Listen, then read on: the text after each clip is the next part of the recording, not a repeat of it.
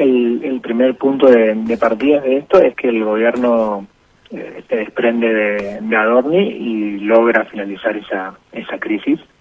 Por supuesto no es un tema clausurado, porque no ocurre unilateralmente, pero logra retomar de alguna manera el control de la discusión política, tanto interna como en forma externa, porque era un tema que estaba de alguna manera bloqueando o taponeando la discusión con los gobernadores, porque de pronto la negociación tenía que ver con defender a Adorni y no con los intereses que tenía el gobierno. Obviamente también esto, como bien decías vos en la introducción, con un clima mundial donde eso se lleva toda la atención de la sociedad, pero en términos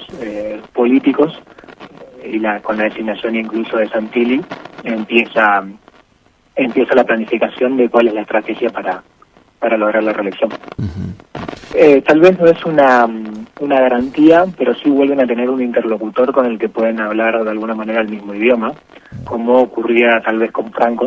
que era lo que no había pasado con Adorni. Luego pasa a ser así interesante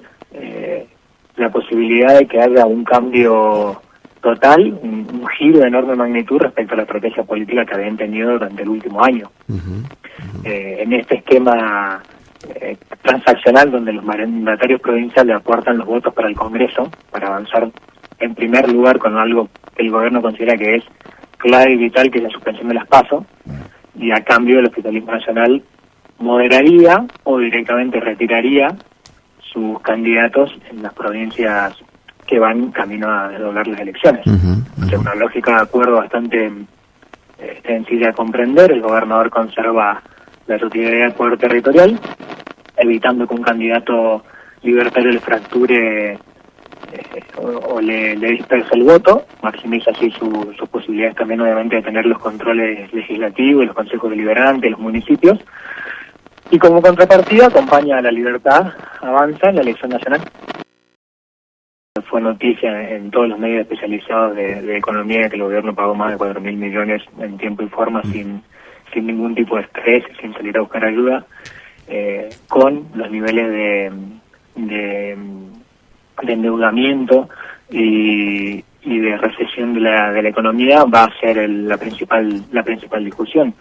Por eso decía, cuando nos preguntamos por qué el gobierno va a cambiar su estrategia de jugar de alguna manera solo a una con alianzas, tiene que ver con un reconocimiento de que la situación económica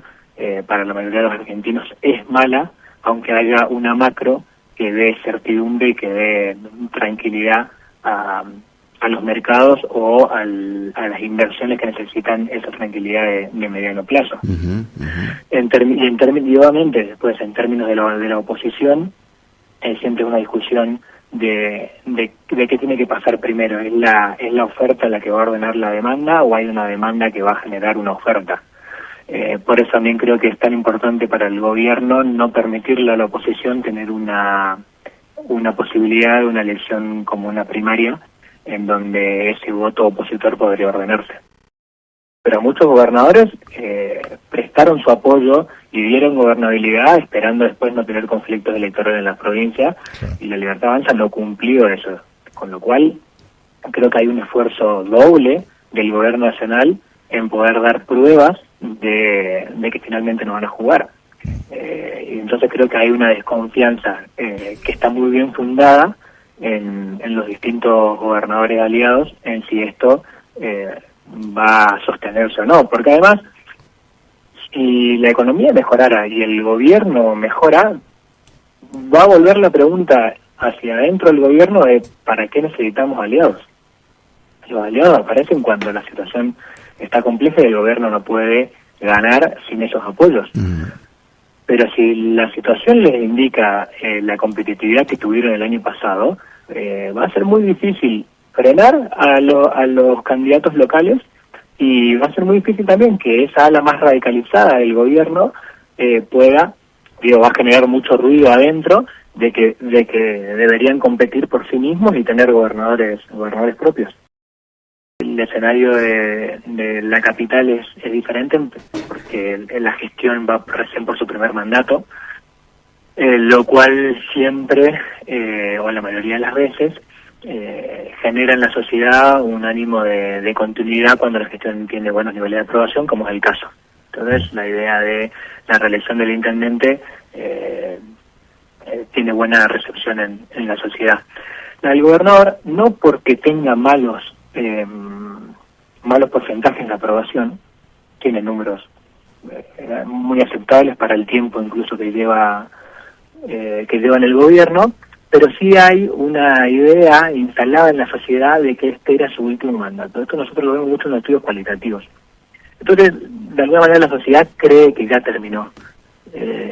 y está pensando tal vez en un cambio, en alguna renovación, que puede ser incluso con una opción dentro del mismo espacio. Situación que creo que va a cambiar también una vez que, así como el gobierno nacional decidió ir por la reelección de Milei y empezar a instalar eso en la agenda,